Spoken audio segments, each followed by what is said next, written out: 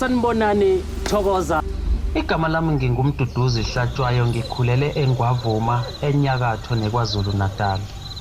Ngisakhula ugogo wayesixoxela izinganekwane ezimayelana nemkhofu, omantindane, ukuthwala, ukuphehla izulu, omamlambo, impundulu, nanokuthi uma uhlanganisa umuthi othile nomuthi othile kwenzakalani, nanokulapha kwesintu noma okwendabuko. Manje sifuna sihambe mina nawe siye kulomhlaba ongaqondakali. Sifunde okukhulu ngawo. Sifunde nokuthi ingabe yiqiniso noma inganekwane nje esasixoxelwa yona ogogo. Asambeni ke.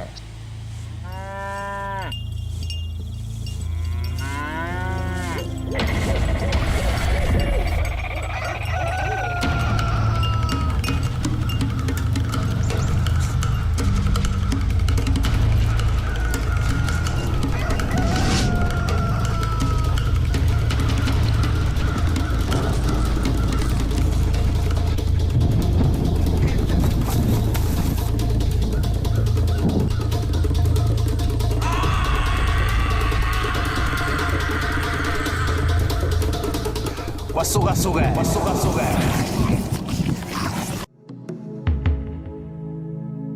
Sekaningi ngizwa kukhulunywa ngezinhlobo ezahlukahlukene zezimbiza. Igama imbiza cishe ulizwa yonke indawo lapho usuku uhamba khona. Namhlanje kohlelweni Kwasukasukela sokhuluma kabanzi ngembiza. Ingabe yini futhi isiza ngani?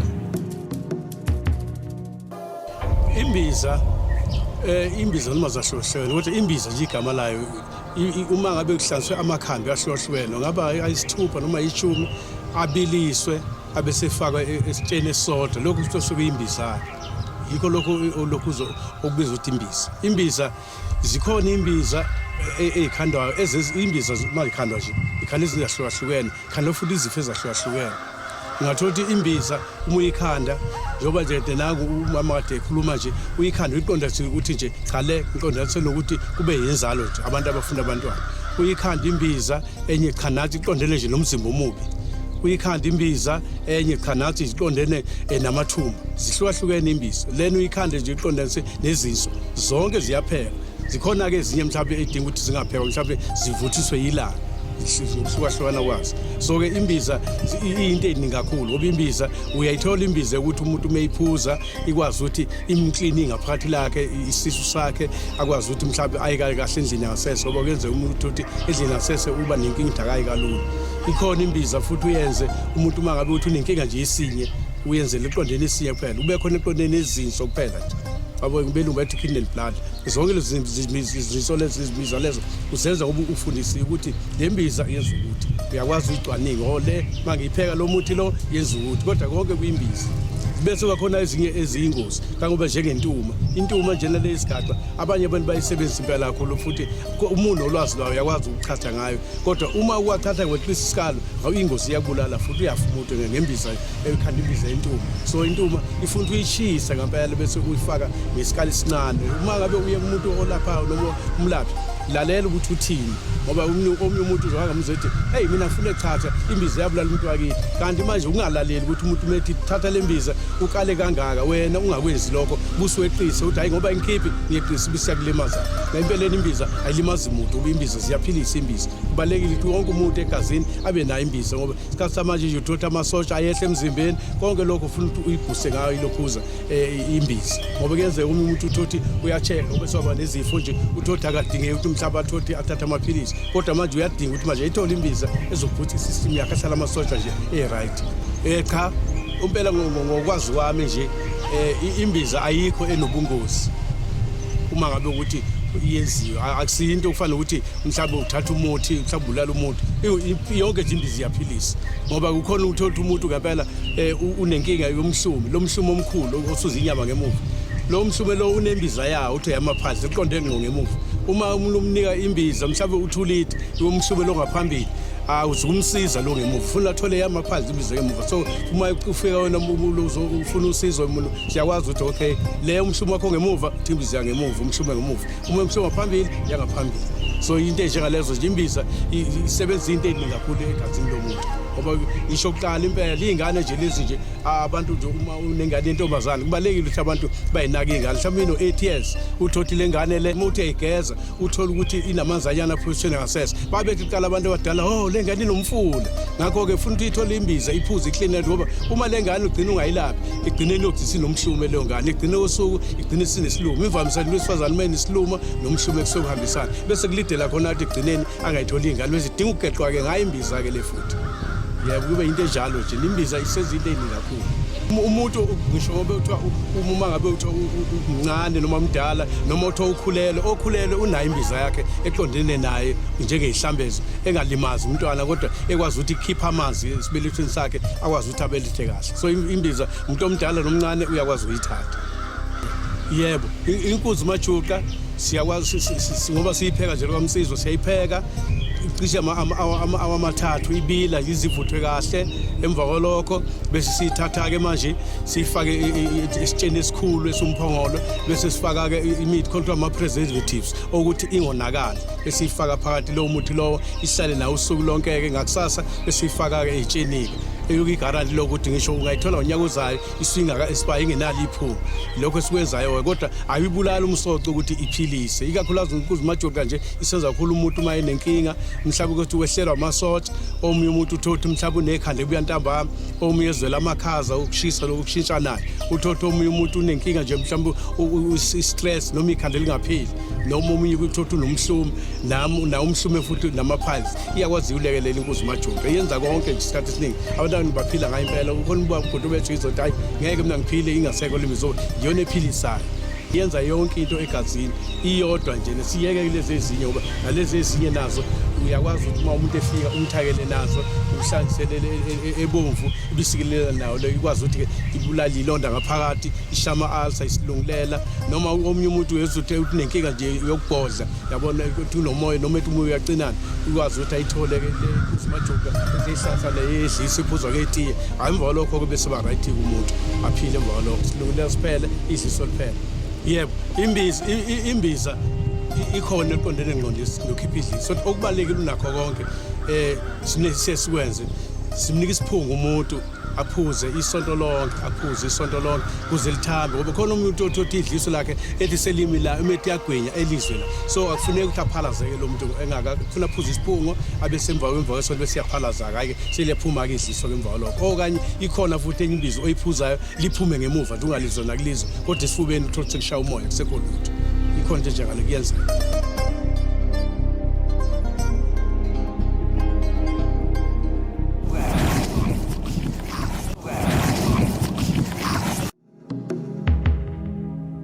Sibese siba nenkulumo ngxoxo nomama obenenkinga ukungabathula abantwana isikhathi eside lokho ezama kwaba nje ukuphuza imbiza umaqhude wasizakala kwakwazi ukubathola abantwana.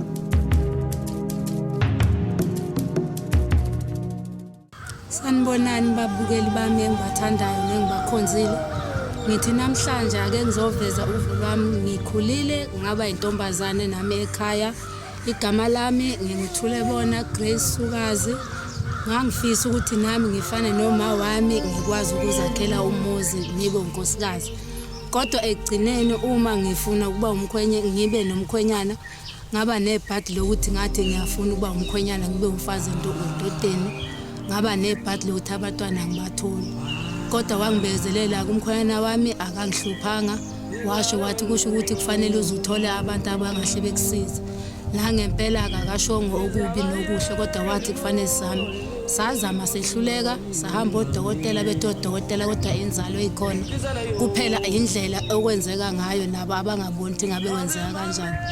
Lafika icebo kumyeni wami wangitshela ukuthi kungcono sivele sifuna abantu besizulu ngoba ezinye izinto zifuna zibe zisetshenziswa abantu besizulu okunye kuyenzeka kube izinto zasekhaya uyilungise nezasekhaya kodwa kuyifanele ukuthi mawuthi ulungiswa ngathi kuwumnyombo impela ukuthi uyabamba kubuye kudedeleke.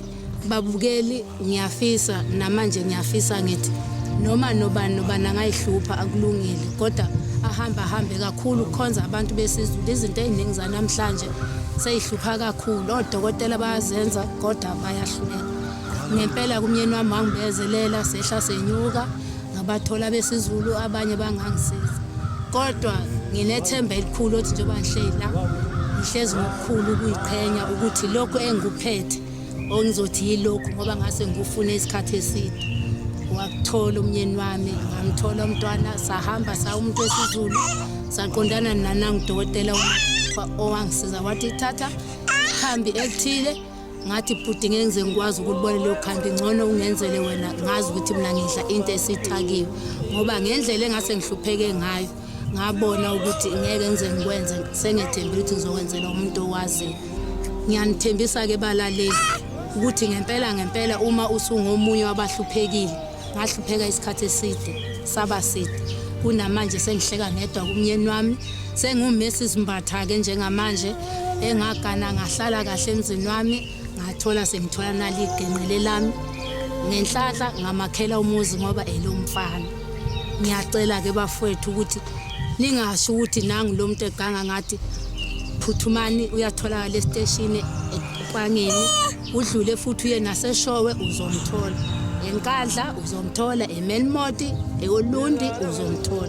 Ngokuhlala ke uhlala esikhaweni, mina ngihlala la endaweni yaseNcikwane, ngiganele la eMambatheni, ikwamfowabo ke la ilapha siphela khona ke imithi bese siyayihambisa esejari yakhe.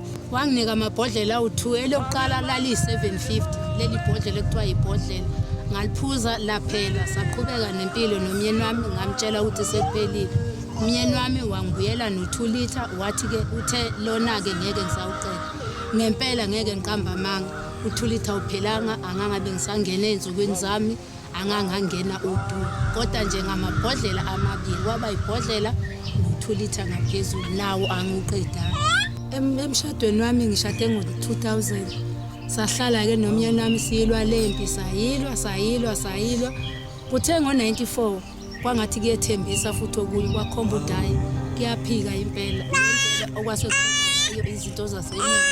Kuthiwa ke ngihlehle ngiyemuva, mhlawumbe nginemathiza semuva angafanele abangangenzela ngawo, kodwa sahamba saye safika ke kudokotela wangenzela la mabhodlela amabili 750 no2 liter, u2 liter engawuqedanga, okuthe ngoJune 7 kwayima ngithola leli bhodlana lomfana engiliphethe eliphila usheleni, nali liyaphila, akekho ngaliboni, lihle luba nanti.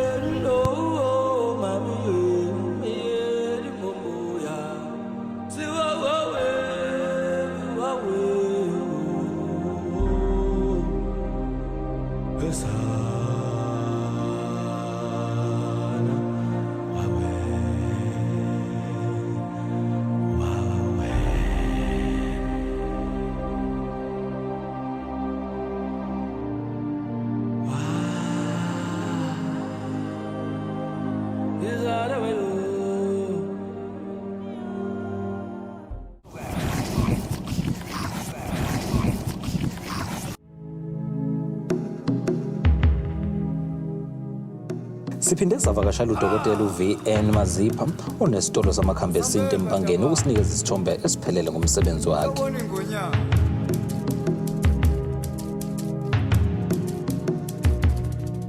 Sanibonani balali be1KZN emini namhlanje. Namhlanje nikwamsizwa healthcare eMpangeni. So lo khulumayo uDr VN Mazipa bakwamsizwa healthcare. uDr VN Mazipa ke sehambe ibanga elide cishe mhlaba amashumi amabili eminyaka siqhubeka senza lo msebenzi. Lo msebenzi ukwenza kwami empeleni mina no-N3 ngafundela ukuba umakhenika. Kodwa ukuhamba kwesikhathi wafika umkhulu ngephupho, wayevela umkhulu sihamba naye vele elapha ekhaya ube inyanga enkulu aziwa, so empeleni siSwazini ngoba sesile ekhaya eseKhaifride. So umkhulu beyinyanga enkulu besikhombisa into ethile. Hayi ke ngaqhubeka nokukhanda imoto afike ebusuku wathi ufuna ukuthi ngenze umsebenzi wakhe. Ayina ngempela uphoqothi manje vele ngibuye phansi ngenze lo msebenzi manje ayivele wenzayo ukulapha ukusiza isizwe elapha abantu. Ngakho kwaqhubeka kanjalo ke into yasekhaya ngoba nobaba namanje usaqhubeka wenza khona lokho. So ninengane nasengufakile seziyakwazi na ukuthi zenze into efanayo. So kusho ukuthi kuyisiphiwo sasekhaya, hayi ukuthi mhlambe sayilanda khona. so njengamanje siyaqhubeka siyelapha abantu ngayo yonke indlela umuntu umefuna usizo siyakwazi ukumsiza lolu sizo osuke elidinga ngaleso sikhathi ngemali nempilo yakhe izifo nje kakhulukazi abantu abafika nazo la bafika abantu abanye benebhandi silapha ibhande afika umuntu enomhlume lothu amaphansi simlapha umuntu afika umuntu enamathumbu simlapha omunye afika ethi une cancer noma uthi ayi prostate noma uthi ayebele uthothi ibele sila omunye uthothi ufika noshukela umlenze lona selifuna ukusika simthethe hayi abangawusika umlenze siyakwazi umsiza sinezinsiza sikwazi ukufaka lesilonda siphele isilonda umlenze ungabusanquni ziningi izifo emzimbeni nje ungakuthiwa utwaye noma kulunywa noma uthiwa umuntu uphelwa zinwele khona bathothi une cancer sephelwa zinwele konke lokhu siyakwenza omunye unesigaba ama fibroids uthothi unesigaba umuntu esinyeni akathola abantwana noma bayaphuma sebehlaza konke lokhu siyakwenza lokho akwazi ukuthi umuntu uma besebambile bese simenzela nanentambo ukuthi akungaphuma umntwana azazabelethe omunye uthothi afika ngempela akamtholi ngempela umntwana omunye uthothi unesilumo leso azaphalaza konke lokhu siyakwenza ngazi isimbiza zethe inamandla sibesenza ngeimbiza nangokusiza ukuthi uma umuntu enenkinga mhlawumbe uma ngabe ukuthi mhlawumbe umuntu udinga mhlawumbe uqinisela ikhaya noma ukhona ukuba sikhuluma nobaba ke niyakwazi ukuthi amsize kuleso simo leso thina lapho sisenza njengokulokhu ngisho ukuthi working njengodokotela traditional doctor ngoba lokho senza thina lokho oqondene nezifo kusuka phansi uyozwanini ngabe uneyilonda noma uthi onani senza ngaleyo ndlela thina uma ufuna ukuthola udokotela uVL Mazipa uyamthola empangeni estation eduze noPep ngathi eduze noPep ngoba yena ilokhuzi isitolo esilokhuzi eduze noPep uyakwazi ukuthi umthole 0829 700 108 0829 700 108 naku WhatsApp uyakwazi ukuthi ungithole ungichazele inkinga yakho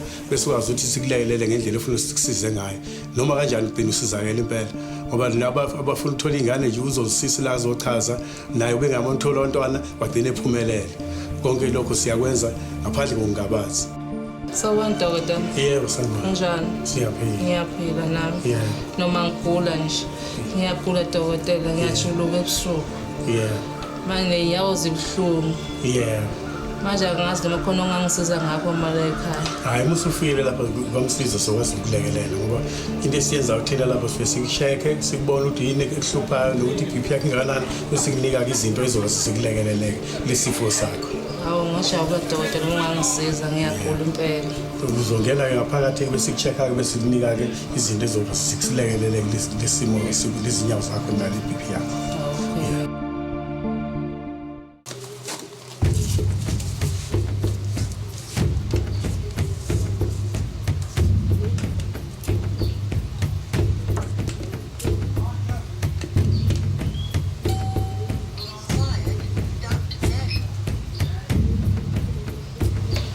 Yebo njengamanje ngoba ukukhazela ukuthi isifo sakho iBP nenyawo zibuhlungu so manje sokuchecka iblood pressure ke njengamanje usiza ukuthi injani ngoba iyona ephethe zonke izifo esemzimbeni igazi mazi ilona likwazi ukuthi silithole ngayo imshini lokuthi inhliziyo ishaya kanjani bese sikwazi ukukhazela ukuthi yini inkinga segazini lakho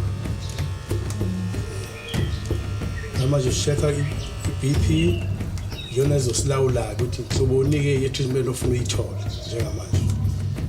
Yes.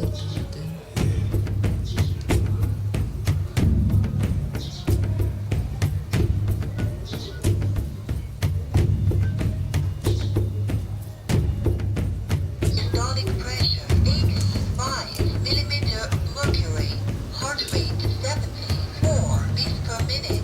According to WHO guidelines, blood pressure is high normal.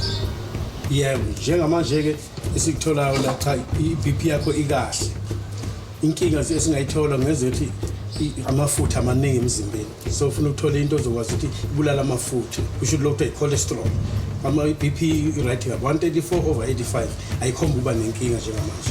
So kufuna sikunike manje into ezokwazi ukuthi clean igazi bese ukhipha namafutha emzimbeni uzokwazi athi kwenza umuthi ezothola njengamanje yilo ubiza ukuthi uzifo zonke obomvu ebese uthola okuyinkuzi majuqa emhlophe usuthola umuthi ophuza wonke okudetoxa-ke uklina nje yonke i-system uzokhipha amafutha ukline nayo yonke into ngaphakathi emva kwalokho kake uzothi usubuya ukulandela uzobe usungcono kakhulu kunalokho siyethemba ukuthi uzosizwa kakhulu.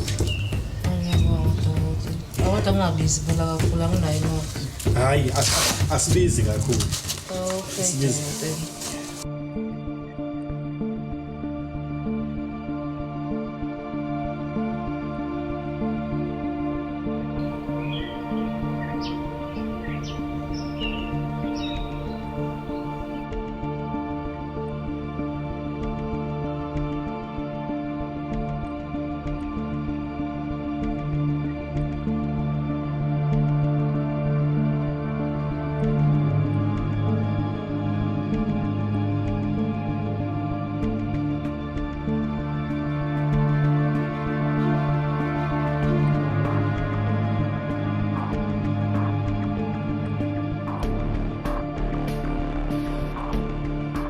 Mawufisa ukuthi ithimba lethu livakashele endaweni yangakini enenkinga, thatha le number ebhalwe phansi. Kwasukasukela. Mbukeli, siyaligoqisa uhlelo njengamanje. Sizobonana ngeviki elizayo.